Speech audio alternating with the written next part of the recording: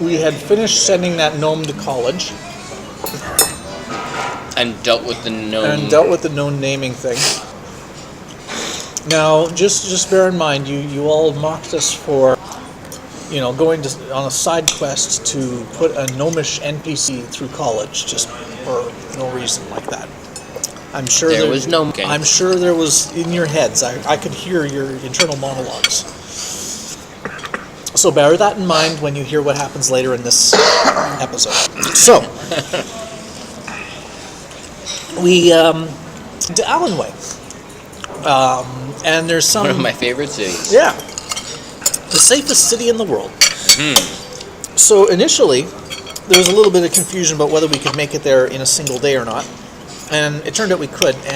But how did that work out? You'd be arriving right at night. Yeah, we arrived or right something. or something like that. So did we do that? We arrived there and then we went You inside? arrived outside and then went in the morning. Yeah. I'm about to talk a whole lot. Oh, woe is me. Yeah, first world problems. Yeah. I'm spending so much time talking about my recreation time, I don't have time to show my face with all you can eat meat. Yeah. And the people in Ukraine think they have it hard. Anyway. No. Just so that future people hearing our recording know, we had a long session where we took it all very seriously.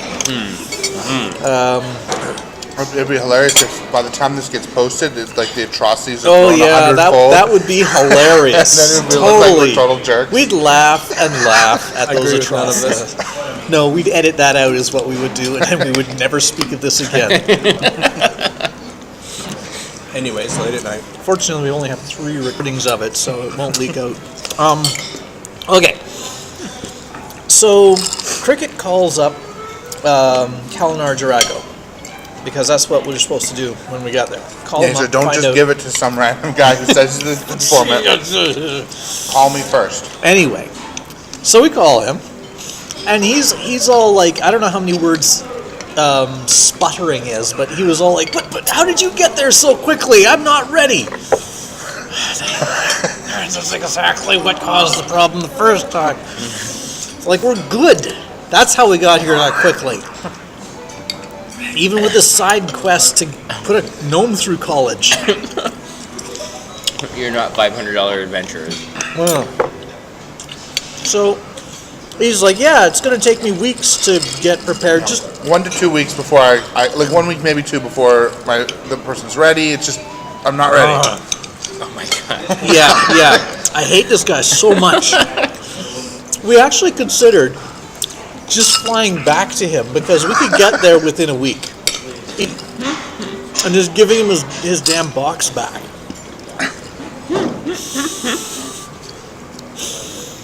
I don't know. I think that would have been a good idea. But no. Why didn't you just tell us you wanted to go here in the first place?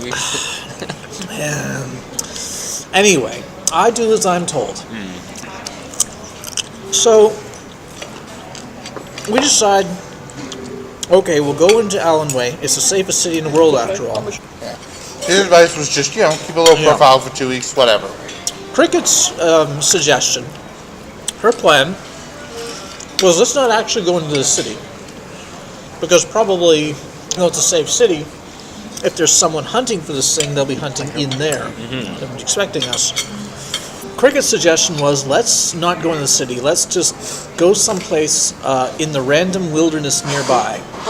Dig a hole, climb in the hole, cover the hole up with dirt, and wait there for a week. And then we would have had the dwarf fortress. Then we would have had like a caption that said 1 week later. And then Kalinar's guy would show up, and everything would be wonderful.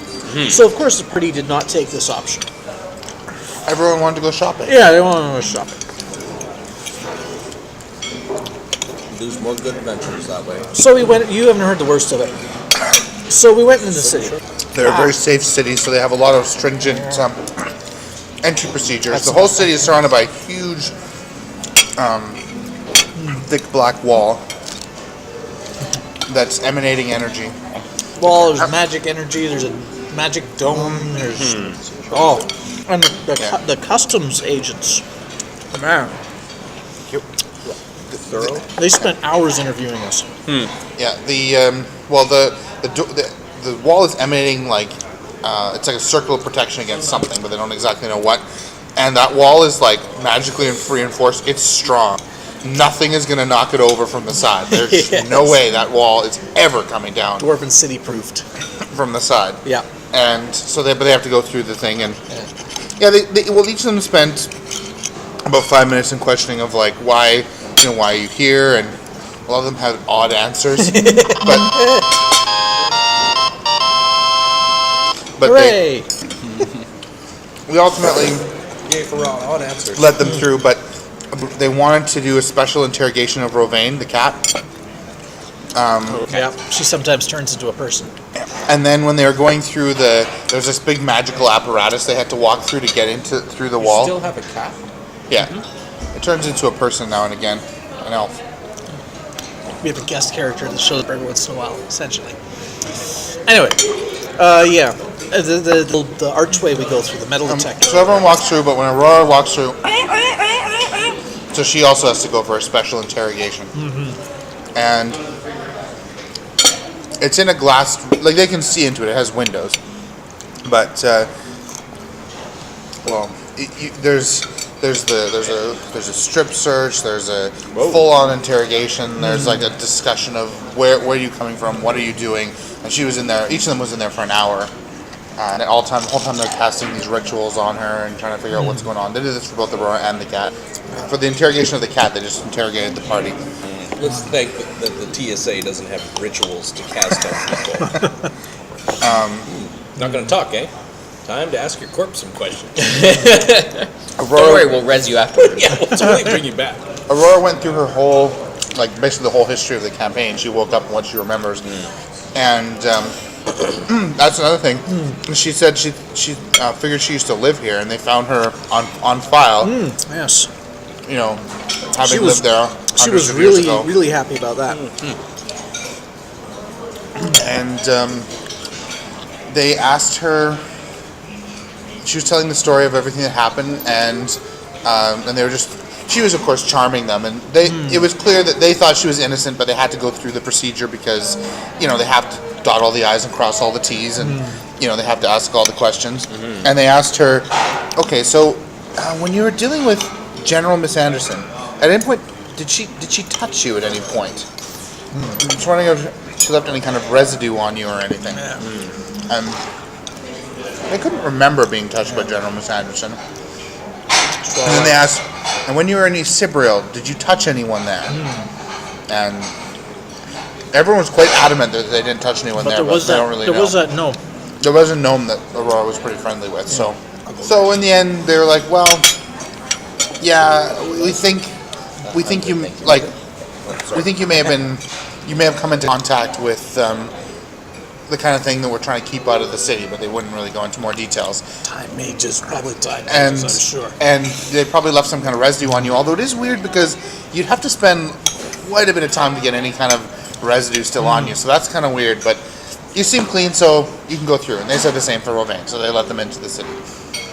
They had to pass over a white circle that had a big warning sign that said, "Warning: if you are undead, you will be vaporized instantly." And they crossed over that. Hank realized that this is Dastria's home. He didn't realize it until he got here. But he was like, "I'm from here." His elf soul. He was like, "This is where I'm from. I should go check into the Spellblade cloister because I used to work there." So there was some kind of alarm that went off? Yeah, they went through like a magical detector, Right. and Aurora set off the alarm. So Yeah. she had to go for a special interrogation. But they figure she just came intact with whatever they were scanning for. I have my suspicions about what they were scanning for, but in character I don't know, so I will not say anything further. Yeah, I'm trying to remember the dooms of... Yeah, don't bother. Because if you figure it out, you probably shouldn't say it anyway, because Yeah. Heaven the forbid. characters don't know. Anyway, so we got in, and we went shopping. And everyone's happy because it's the safest city in the world. Yeah. I mean, sure, there's And then an, disaster there's an struck. occasional minor earthquake that no one can explain. Yeah, there was a couple tremors, and people were like, "What?" No, I'm sure it's fine. Of course, I'm sure it's it's fine. fine. Of course And it's fine. Nothing happens to someone- Allonwë. Aurora asked around and was like, "So these tremors been happening?" And I was like, "Well, I heard a rumor that one of the houses sank into the sea by the docks, but No, how could that be? This is the safest city in the world." So, eventually, When will they learn? yeah. Nothing can sink the So Titanic. Hank went to go and talk with his former superiors at the Spellblade place, and they were all very, well, you realize you're not a Spellblade now, and you probably should leave that life behind and try not to remember anything from it, because a lot of those memories are secret. And if you do remember anything about it, you should probably tell us that you've remembered about it, so that we can know, where all our secrets are, and keep track of that. And Hank was like, "Yeah, all right." And they were also, "You probably shouldn't go and look up your family. They're still here, but you're not. You're dead. So it's best you don't." And Hank was like, "Yeah, all right." And then he went off to look for his family. Well, he wasn't sure. Yeah. And the guy, the Spellblade guy who was talking to, was actually his old boss. Yeah. He's like, "Look, I'll give you their address, but you got to promise me that you're going to think long and hard before you go actually Yeah. find them." So we did shopping around and stuff. I don't think anyone else did anything notable until the tavern, right? We went to the tavern, and then the plot hook came in. I think Aurora. Oh no! Aurora checked out. There was another rumor of a house falling into a sinkhole. Aurora went and checked out the house that had fallen into the. I thought that was later. Didn't the lady come to us? No, it was. You guys had checked it out right at the end of shopping. So there was this house that supposedly fell in the sinkhole, and they go and they find. Yep, there's a hole right. in the ground with Yes. like just Okay, I remember steaming. Yeah, And there's just a steaming hole in the ground. The house used to be, and they ask around. It's like some old guy used to live there, and no one's really seen him since. But no one really knew him. It's kind of weird. The Spellblades are apparently investigating. So here's It's not where my problem. here's where we teetered on the brink of insanity. We wanted to find out more about this house disappearing. So we're going to use object reading on. Yeah. So we get a flagstone from the road right at the edge of the hole. So it's like just sticking out on the edge of the hole. So, Yeah. so we figure it saw everything. So we get it for object reading. And Sippity, Ben Goldstride, and Malor, Toppler of Towers, and Shepherd of Souls casts object reading on it and gets the maximum result. She can ask 5 questions of this thing. And so we spent 4 of the questions, trying to figure out what happened. And we don't get a whole lot. I mean, the house sank into the ground. Yeah, we confirm that. Yeah, they saw the moment. There's no like evil guy like. It's just Suddenly, sinkhole. boom, there you go. And so we had 1 question left and literally nothing to ask. And so Cricket made a suggestion, and Serendipity, Van Goldshire, Moore, Toppler, Tower, Shepherd of Souls was like, "Yeah, I'm going for that suggestion." She asked the flagstone what its favorite memory was.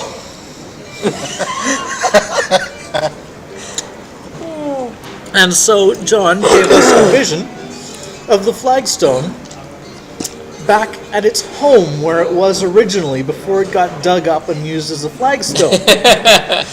As an object reading. Yeah, it's like this is this Yeah, rolling hillside. It's a lovely pastoral out in the wilderness scene, and there's this somewhere rock, underground you can sense that rock is there. Yeah, that's where it was originally quarried from. And so the whole party just lost their minds, and they were like, "Oh, that poor rock! We need to take it home."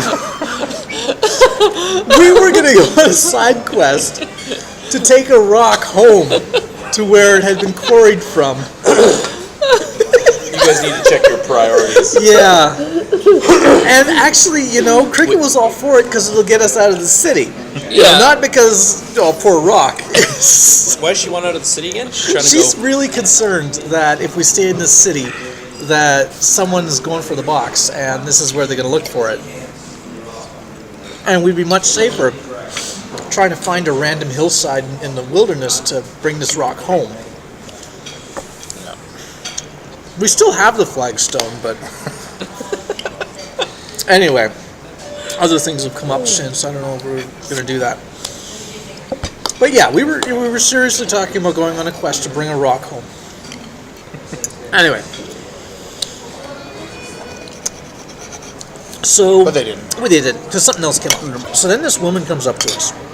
She's an elf, right? I think a lot of people here are elves. So. Yeah, I think she did that. That was in the morning. She came up to you after you slept at the inn. Actually, no, but yeah. So the thing that happened at the inn overnight happened before this, because you guys slept at an inn, and in the night, Croesus has this dream.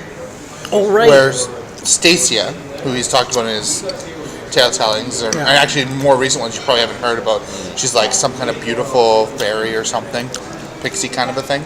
Yeah, he met her in the chasm. And she appears to him in a dream and says, "Croesus, Croesus," and is like falling away from him in a very dreamlike fashion. So he goes after her, and this just keeps happening and happening and happening. And eventually, morning comes, and Croesus has been sleepwalking. He wakes up in some water trough, like blocks away from the inn. Mm-hmm. Cricket is up first, of course, and she goes off to try and find Croesus. Well, but before that, Hank wakes up. Oh? Hank wakes up, and it's at that moment that I need to set my alarm. Well, he rolls over in bed maybe. Oh, yes, I forgot about it. All the legs on his bed break.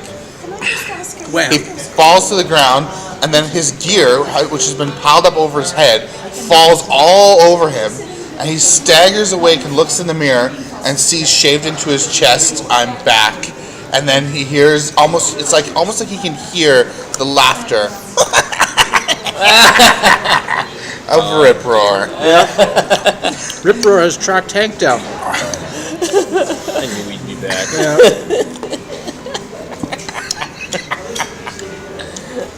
Yeah. So yeah. And that's when Cricket started looking for Croesus because, he wanders off sometimes. He needs a medical bracelet or something. Help, I'm dreaming and I can't wake up.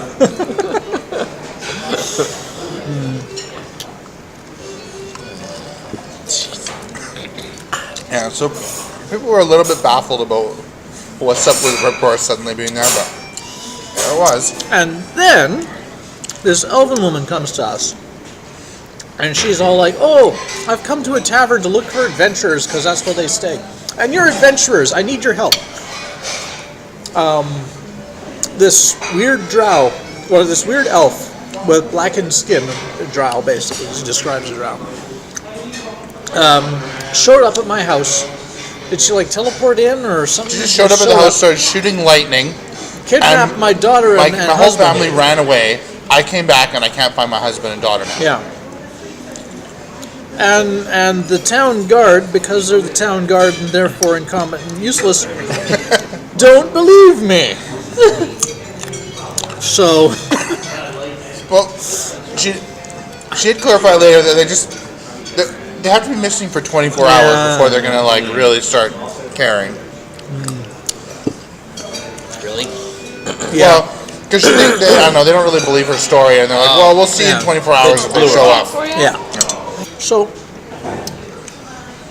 we're like, "All right, we're random strangers that just arrived. We'll do the town guard's job for them Again. here in this safest city in the world." So we went to her house, and sure enough, there's lightning scorches all over the place. I remember saying. So, Croesus is super suspicious of her. And he's been just weird all morning ever since that dream, right? And so, he's making all these insight checks on this girl or whatever, or this lady. And at some point, he shouts something at her in Sprite, and I don't remember what, "Who are you?" or something in Sprite, and looks at her intently in this really intent way. And she moves to put herself so that just only Croesus can see her face, and she goes up and she winks at him, and then goes back to continuing what she's doing. Yeah. And then he's like, "Oh, we should definitely go with her. We need to help her." Yeah. Does he actually have something written on his chest still? Did I say Hank? Croesus. It's Croesus. No, yeah, you said Croesus. That was... Yeah, Croesus is the one you just talked to. Hank still has something written on his chest. Yeah. Oh, Hank was the one who got rip-roared. Croesus is the one who got, Stasiad. Stacy had off. Completely different sprites that have nothing to do with each other. That just happen to find the party simultaneously. And, yeah. Anyway. So we go and investigate. While they're walking over there, at one point, Another earthquake? those happen. Yeah. The lady, who I hadn't even named, at one point comes up behind Croesus, taps him in the back, says, "It'll be okay," and then moves away. Yeah. And only Serendipity says this and doesn't hear what she says. She's like, "Why is Croesus and this random lady so familiar?" But Croesus thinks we should do whatever she says. now we're. Oh man, I don't remember Stacy. Stacy is when Croesus went on detached duty into the world's wound, into the chasm. Yeah. He and his group encountered a lot of horrific chaos monsters down there, but they also encountered Stacia, who was a pixie, and she became an ally. Oh, so this was in the character's background. Yeah, and when Croesus got all super messed up, Stacia told him, we haven't got the full story about this yet, but basically Stacia put him into a healing dream. And once he's healed, he can wake up. And so he thinks he's in that healing dream right now. So, yeah. The Ripor is another sprite. Completely different sprite. He's the one from early on Yeah, I who set off remember, all the yeah. traps Yeah. on Hank. And Hank just roared through them.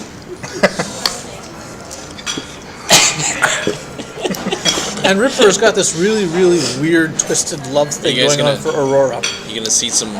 What are those gnomish contraptions? This awesome, McAwesome, Captain McAwesome. The Captain Ultimate Fist Punch McAwesome. Yeah. Actually, that reminds me of another thing that happened on the way to a lot of things happened on the way to this. Woman's house. Aurora got a sending. She got a sending from Kylanar, and the sending. I did actually gave it to her, but she basically gave it the whole thing away in this session because she was Aurora's not very good at keeping she's like, secrets. I'm supposed to keep this secret. Aurora, Cricket, do you count as someone? Cricket was like, no. He's like, oh, good, because I'm not supposed to tell anyone. And so she told Cricket. Yeah, so Kylanar sent her and said, "Hi, Aurora. Have you remembered anything more recently? If so, just let me know. And don't tell anyone I sent you this, if not. Or if so. Okay, bye." And she was just, what? Yeah. Everyone was just, well, Cricket and her were both, what? I don't know. Don't tell anyone. Are you a somebody? Nope.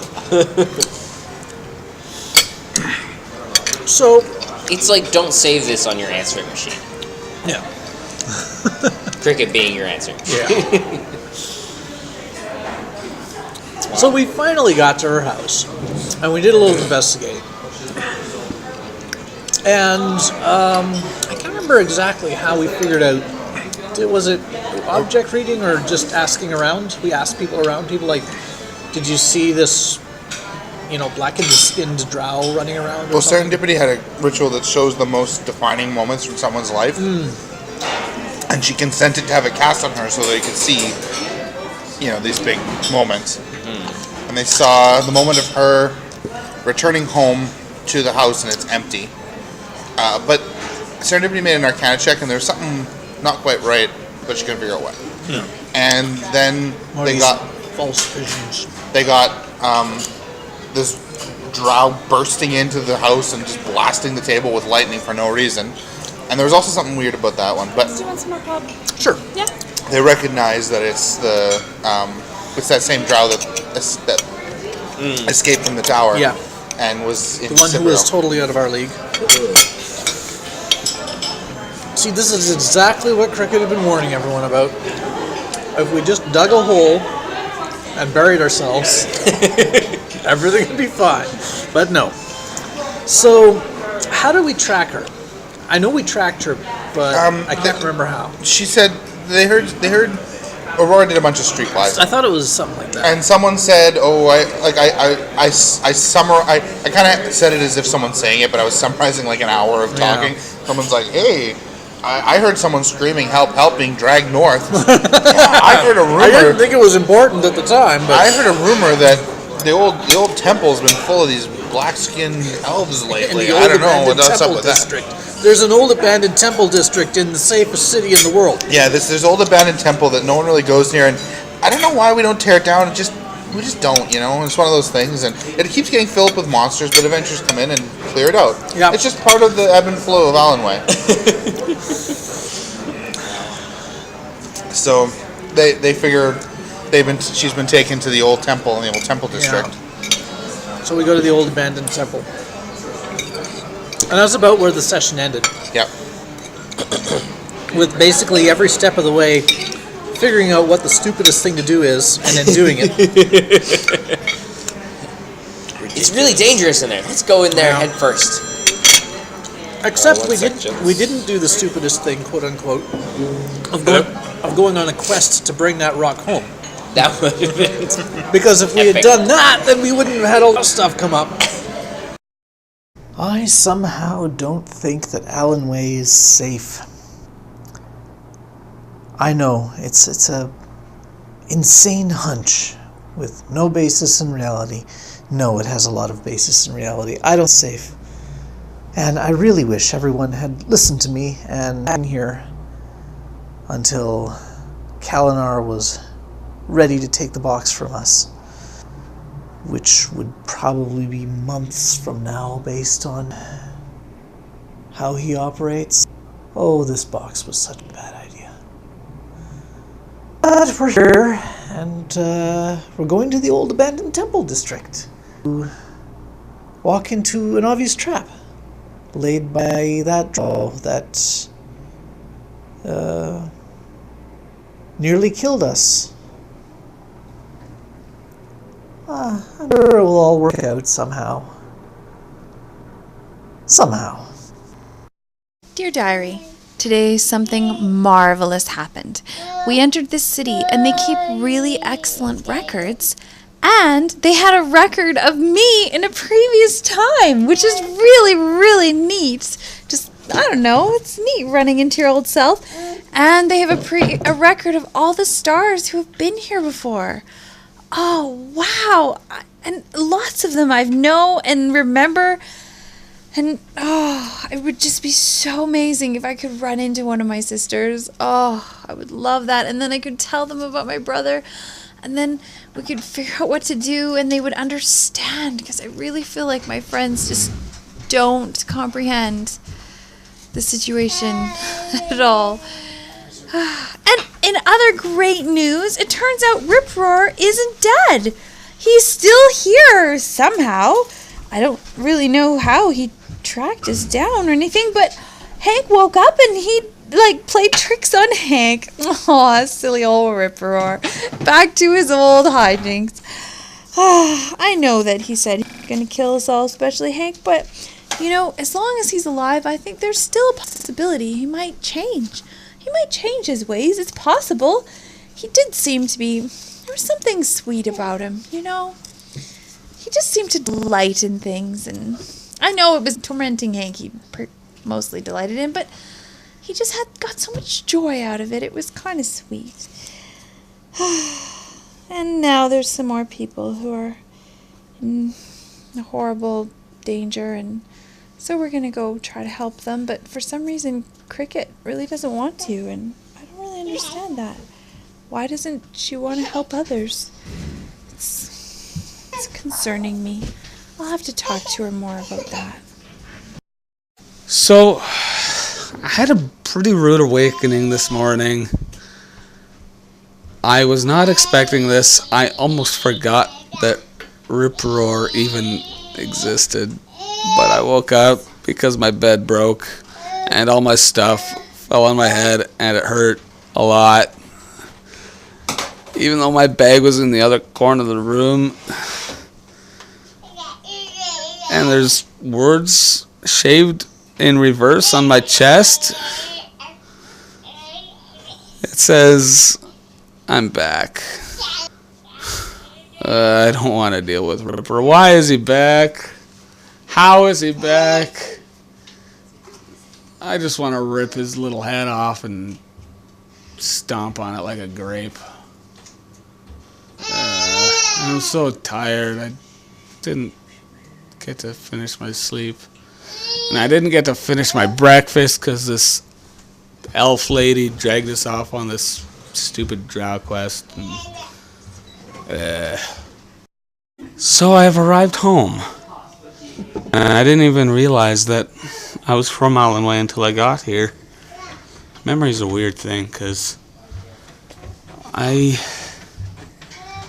it's hard to remember anything until I'm directly reminded of it. And I had no idea Allonwë even existed until I saw it, and now it's completely familiar to me. And it's glorious. What an amazing city. It's completely safe against everything. And the Spellblades are here. And I was a Spellblade. And I met with my old boss of the Spellblades, Captain Dengar. And yeah, it was interesting. He was interested to see me, but it was obviously of the Spellblades' relevant interests that I don't remember Spellblade secrets, and I understand that because considering I'm a double person now, who knows how I would use those secrets, and it all depends on the situation, of course. So yeah, I can understand why he would not want me to remember that stuff or want to keep under wraps. Although when investigating this whole missing child thing with the drow, I suddenly remembered about them that I learned from being a Spellblade, and these are secrets that most people don't know. In fact, most people don't know the drow exist at all.